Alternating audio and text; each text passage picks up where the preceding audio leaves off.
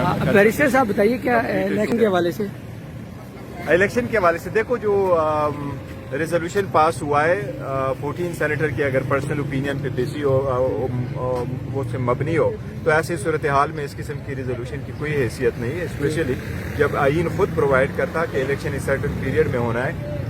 Supreme court का order भी है कि इलेक्शन आपने इस वक्त कराने, और सुप्रीम कोर्ट ने जो डॉक्यूमेंट उनसे एग्जीक्यूट करवाया था जिसपे प्रेसिडेंट ऑफ पाकिस्तान की भी दस्तखत है और इलेक्शन कमीशन की भी दस्तखत है, और सुप्रीम कोर्ट ने भी कहा है कि इलेक्शन 8 फरवरी को है ना पत्थर पर लकीर समझे। तो मेरा ये उम्मीद है इंशाअल्लाह ताला इलेक्शन होंगे।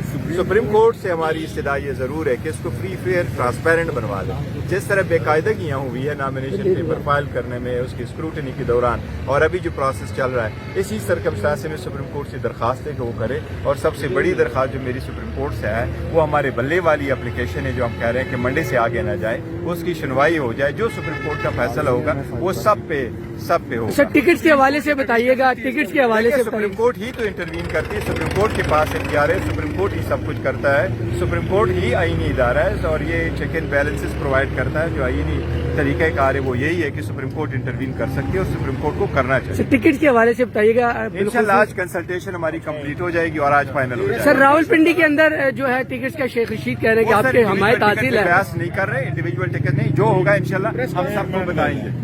क्यों मुलतवी करनी पड़ी?